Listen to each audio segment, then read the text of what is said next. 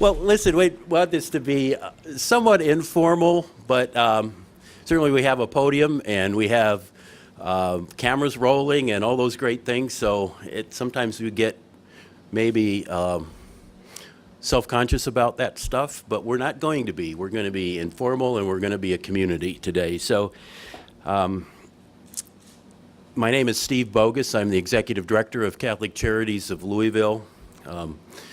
And I want to welcome Mayor Fisher, Congressman Mazzoli, and the friends and supporters of Common Table to this Friends of Common Table event. Thank you so much for coming, and we will promise you lunch when we're through with a few comments here. We're excited to be able to host you, and most importantly, we're grateful and thankful for your support. Common Table is a part of the Common Earth Gardens Common Table program of Catholic Charities, and it's one of the two social enterprises that Catholic Charities currently operates. The Common Table was officially launched in June of last year, June of 2015, with really three purposes. One was offering an opportunity for unemployed or underemployed individuals to obtain marketable food service skills. Secondly, providing West Louisville residents, our employees, and the clients we serve with freshly made, nutritious meals. And third, earning some revenue for us, for the agency, through catering. The proceeds from the catering business are directed to our Common Earth Gardens project in order to maintain 9 gardens around the community and to develop new ones. Presently, Catholic Charities financially supports Common Earth and Common Table out of our general fund, but we do expect these programs to be self-sufficient within 3 years. We also, Catholic Charities has been present in this neighborhood and in West Louisville for more than 40 years through the work of the Sister Visitor Center, which is just across the street from where we're located. And since 2010, we moved also a significant portion of our staff and our service programs to this campus here at St. Anthony's. Common Table allows employment training for the Sister Visitor Center program that we launched in February for employment skills development. I'd like to take now a couple minutes to talk about what's been happening in the last 12 or 13 or 14 months since we opened this program. And what are we beginning to see? Well, all participants who complete the program have received a total of 160 food service training hours in an 8-week period. So if you think about that, that's classes meeting daily for 4 hours a day, Monday through Friday. So that's 160 hours of food service training. The program teaches participants skills, attitudes, and behaviors that we hope will lead to their success. First off, we teach how to use commercial kitchen equipment. Basic for somebody who's working in food service. We also teach food and kitchen safety, preparation of foods and cooking methods. We also have provide a basic understanding of nutrition and what foods are good and helpful for you. A big one is customer service, and certainly we're moving into a world more and more that has to do with how do you engage and interact with customers. So that's a big skill that we work on. And finally, another big skill is food safety certification. But we also, those are food related and kind of business related, but we also look at life skills as well. Things like time management, things like job etiquette. How do you deal with your peers? How do you deal with your supervisors? How do you deal with the public? We talk about and help students with interviewing for jobs in the future and resume writing. We do provide assistance in finding employment upon completion of the program, and that's an ongoing thing. So far, we've had 24 participants who have completed the full 160-hour program. 13 of the graduates have received Serve Safe certificates. Serve Safe certificates, which is a big deal in the restaurant industry, right? It's the industry standard. So we've got a little more than half of our students that have graduated have received the certificate. I'm sure that will always be a part of our program. Since the end of October, the Common Table Cafe has served 93 hot meals to newly arrived refugees during their initial U.S. orientation period. So when they come here for their initial orientation, they get a chance to kind of come to the cafe and see what it's like to be served in a cafe in the U.S. Plus, they get good, nutritious meals.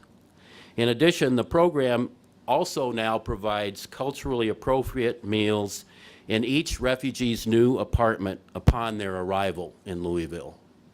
And that's always a challenge as well.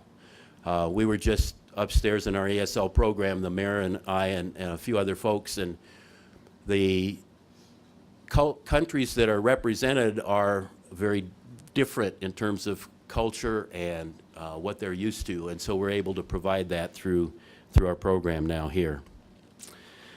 Of our program participants, 7 have been placed in jobs. We continue to assist the five of the most recent graduates with seeking successful employment. And we have, in a little bit, I'm gonna actually call on a couple of speakers.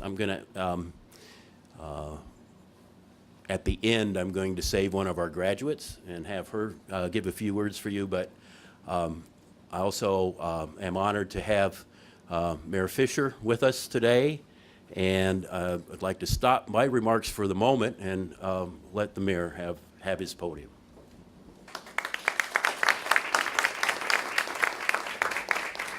Thank you, Steve, and good morning to everybody. It's great to be here with you all. I want to recognize Congressman Mazzoli as well. He was one of, you didn't know this, but he was one of my original inspirations for running for public office. You all remember that he served some 2 decades plus for us as a congressman, and the integrity and ethics with you served the people of Louisville was known all over the world. And I always said if I could run for public service and be like Ron Mazzoli, it would be a real honor. So you're a good man. I appreciate everything you've done. Very humble as well.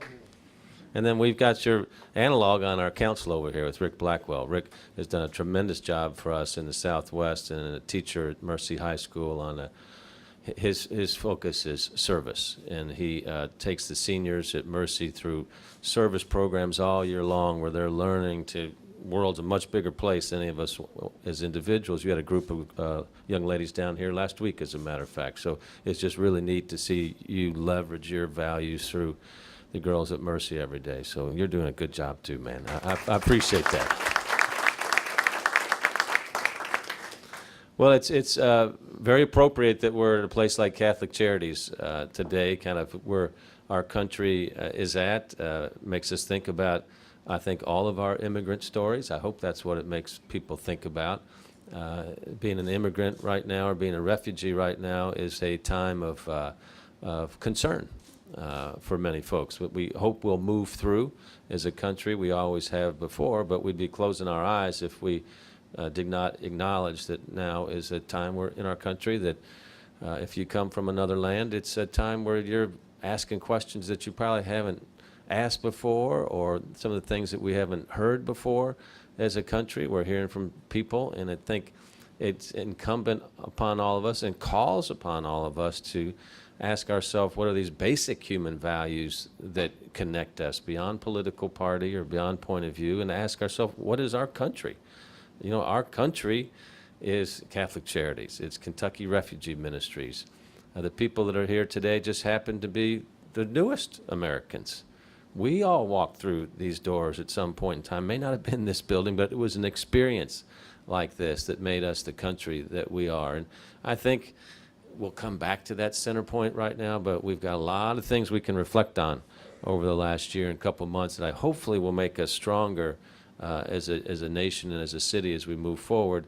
I know I'm preaching to the choir here today with folks that are here, but I think when we hear in our community opinions that people are expressing that we have a different point of view on, it's incumbent upon us to say, hey, there's another way to look at this. And there's a central element that bonds us as human beings that's more important than any political difference or ethnic difference. And frankly, that's the only way that we can move forward as a country and as a world as well. So I know you all will do your part in that as well. When you take a look then at the nitty-gritty work of how you make it happen in a country, this is what you see when you come to a place like Catholic Charities. Think about the enormity of the challenge to us as a country and as a world, but especially as a country as we welcome refugees to America, and then they're placed in a city like Louisville, and they just show up at the airport, frequently with maybe nothing in their pockets or $1 in their pockets. I mean, think about the anxiety and concern and fear of not just one person show up, but as we know, some of these folks are showing up with lots of kids. You know, and even if it's just 2 kids or 8 kids or 10 kids, the courage to say, okay, we're going to make a new way. We have a strong will to survive, and this is going to be our new home. I may not speak the language, I may not have any money, but we will find a way. What a blessing that is to have that kind of faith in humanity and our ability to work through some really tough spots. And then we find Catholic Charities, or we're assigned to Kentucky Refugee Ministries and say, okay, this is going to be your on-ramp into our country. No, you don't speak the language. Some of them don't on the 3rd floor. No, you've never held a pencil before. Haven't been in a classroom before. But we're going to start this journey with you. Wow.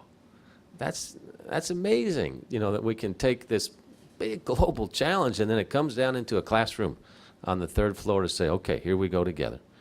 Or it starts in the kitchen over here where we're going to give you a skill. So that job requirement that you have in 90 days or 180 days as a refugee into our country, we're going to give you a skill. You're going to earn that skill, and you're going to be able to find a way in our country. It's really pretty amazing. And so many of the challenges that we face as a country or as a world, they can almost seem overwhelming. But really, we can solve them all, one person at a time. That's what we see here. Just think of the folks that volunteer here to say, you know, I didn't really know what to do, but I know I can help these young kids read, or I can help these folks in the kitchen. And I think as we're wandering through our own development, find a cause, jump into it. I know I'm speaking to the choir here, but that's how we solve all the challenges that we have and create opportunities. We do that one person at a time. And we've done it for as a country for a long time, and we'll continue doing that as well. So thank everybody for your contribution to what's going on here at Catholic Charities. The Common Table program is so inspiring to me in so many different ways, because what it illustrates is this interdependence that we all have on each other in a city. Look, we are social beings, that we live together, we create, we innovate together, we prosper together. So how do you put something like that together? So the way that Catholic Charities has designed this program helps the city in so many different ways. It helps, sure, there are customers here, but it helps the city. It helps our food environment that we have here in our city. Louisville is known as a great food city. We're always on the top 10 list. We brag about it. We've got a great restaurant scene. Now we bring new folks, new citizens, refugees into our community that bring their own culture, their own experience with food, give them training, and most importantly, give them purpose and give them hope. Give them some kind of direction to say, I've got a skill and I can go out and get a job now and do it in their own authentic way with their own food experience and then add to this mosaic of great food that we have here in our city. So they're already making a huge contribution to us.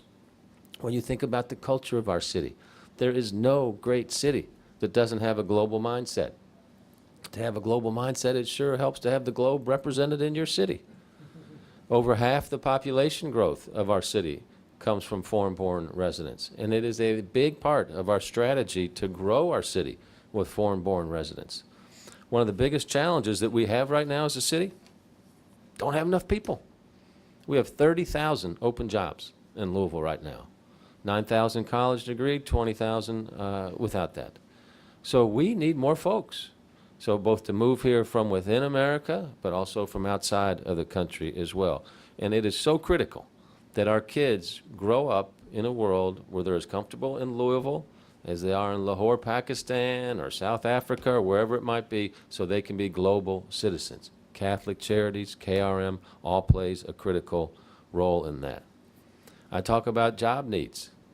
We have 23 hotels under construction in our city right now. 23 hotels. We have $8 billion of capital construction either underway or getting ready to start in our city. We are going through a massive renaissance right now. What do we need? We need folks that can help contribute to that with good jobs. So the training that's taking place in this kitchen over here, we can find all these folks jobs. It's not like we're in a recession. Our unemployment rate is amongst the lowest in the country right now at 4.1%. So Common Table is contributing to the economic vibrancy of our city as well. And then when you think about the partnering that's going on with our city, what's taking place in this neighborhood, Catholic Charities is developing to the renaissance of the Russell neighborhood as well. We've got the Russell Community Garden, the People's Garden, the New Roots Fresh Stop, Joshua Tabernacle, Chef Space right over here that is now one of the country's great entrepreneurial spots for chefs and new food concepts just blocks away from here. So Catholic Charities is adding to that fabric with Common Table as well. So the point I'm trying to make is that Catholic Charities, KRM, refugees, foreign-born, current, it's who we are. It's what gives vibrancy, life, culture, hope to a city. We should see ourselves in the faces of our newest citizens as well and ask ourselves, okay, what's my role here to help as well? And in this great city where we try to be the most compassionate city in the world, I see it all the time of people stepping up and help. So it gives me great hope where you can see the country being re-energized and rebirth and entrepreneurial programs like Common Table coming to the fore here. So I want to commend Steve, you and your team here for coordinating the Community Food Services Program for Catholic Charities. Laura, for the work that you're with, Laura, over here. Thank you so much for the entrepreneur that you are as well. Chef, thank you being awfully low-key over there.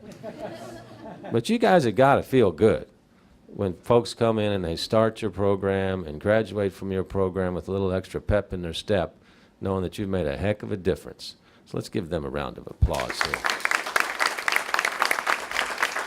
Mayor Fisher certainly articulated and framed that vision much better than I could ever try to do.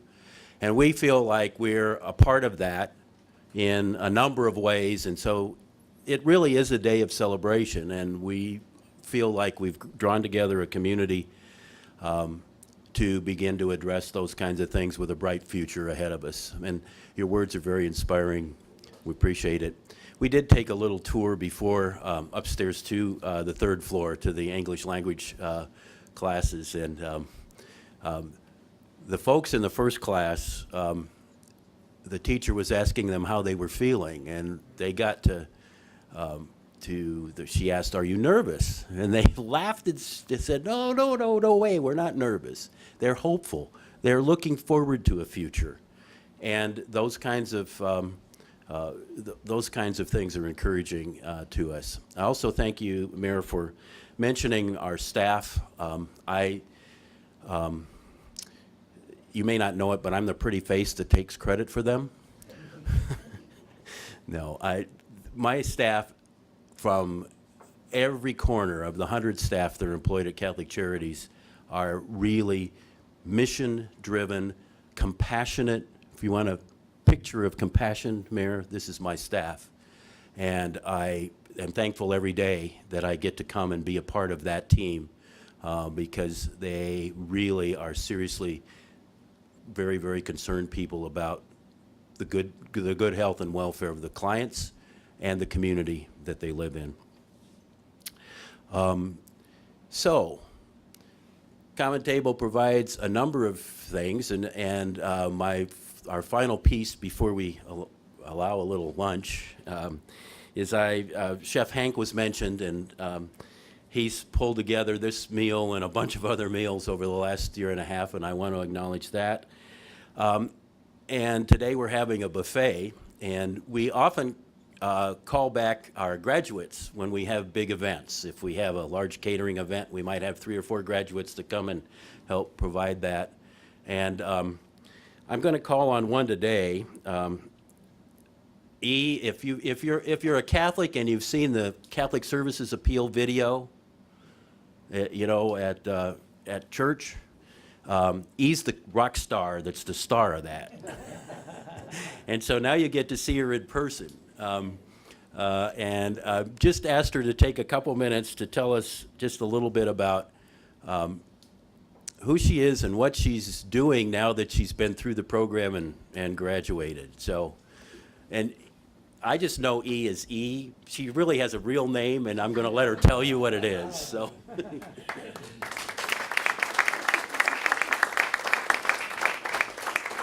Hello, everybody. My real name is Enitra, and my last name's Beatty, and this program has changed my life, literally.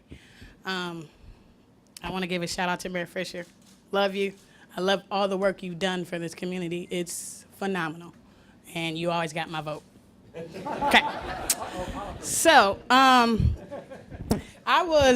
last year, I was a county clerk, DMV county clerk for 4 years.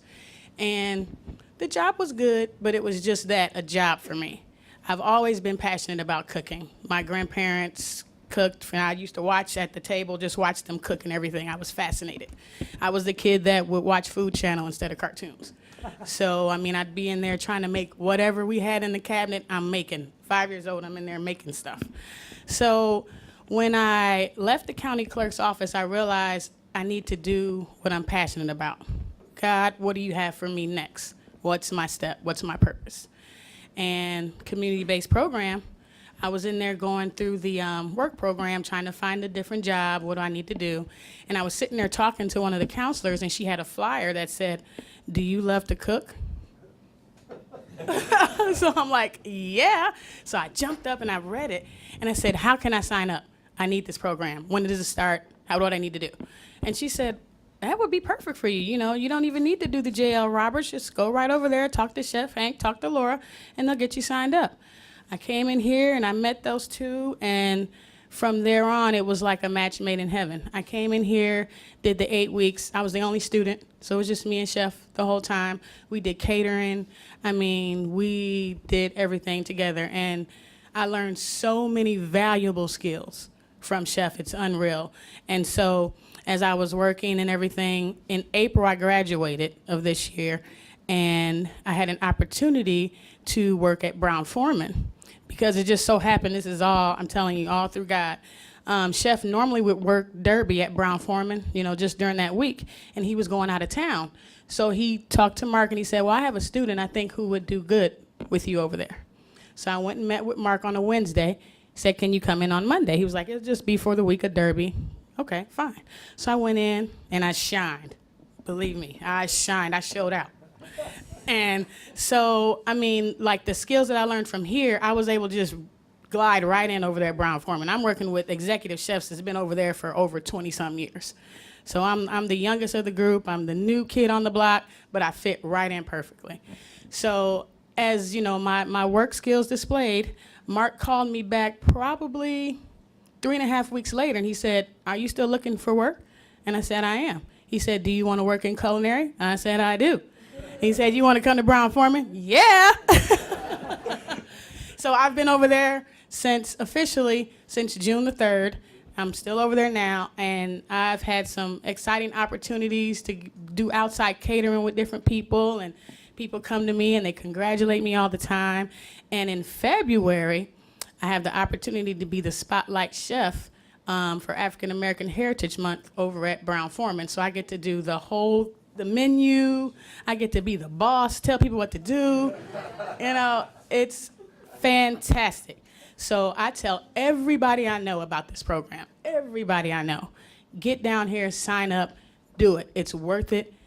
You wouldn't believe the skill you gain from this program. So I encourage anybody, if you know anybody that loves culinary, get here. This is where you start. And the Safe Serve certification is like a huge bonus, because when you walk in the door and they see you have that certification, they know you're serious. And it's nationwide. You can go anywhere with that. So thank everybody that's helped out. Thanks for just this entire program. And I love everybody. And it's some good food, so eat.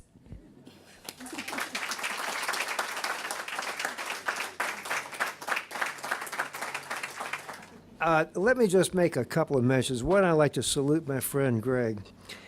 Many, many times politicians shy away from what he just said today, which is that we are inclusive. We're talking about pulling people together. We're talking about making a go of a major city. Many times politicians are frightful or frightened in saying what you said. I just want to salute you for really getting to the heart of what we're talking about and showing the same sort of courage that you've shown right through your professional life. Second, I'd like to mention for my brother Rich, who's here, and for Phil Tarullo, because now we're the Italian branch of the table stuff here. That's where the pasta is going to be. I don't know what you guys are going to eat, Scott, but we're going to have pasta. Anyway, I want to mention, for Rich and me and for our late sister, our dad arrived through Ellis Island. He arrived as an immigrant, 11-year-old boy, didn't speak English, came with his father, our grandfather, whom we've never met because he died 3 months thereafter.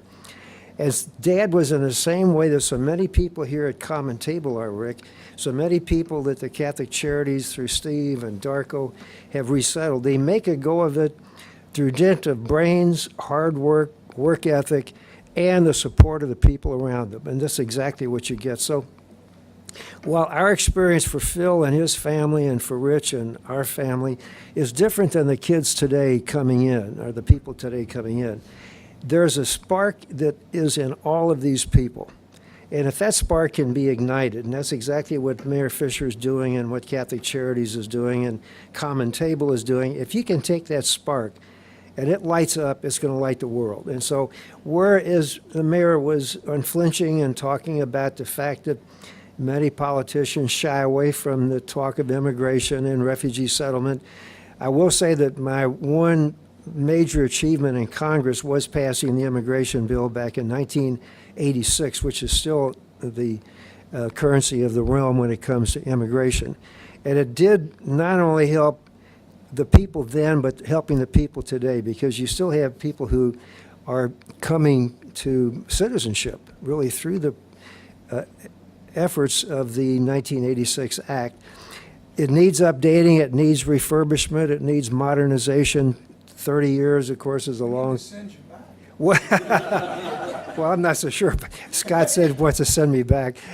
The old story, I'm not so sure that I'd want to do it again. I'm not sure I would fit in today's reality, but that's nice of you to say, Scott. I appreciate it. But the idea, though, that if we can take that bill, the matrix of it, and update it, it can be the bill that will take us into the next century when it comes to handling refugees and people seeking a new life. So I just wanted to mention that, Steve, and I thank you for the time, that while the situation is different, we're in and my dad came over in 1914. We're now 2016, so it's been a long time ago. But the situation is the same. Give people a chance, and they'll make the most of their opportunity. And that's what you do at Catholic Charities, and I'm proud of you.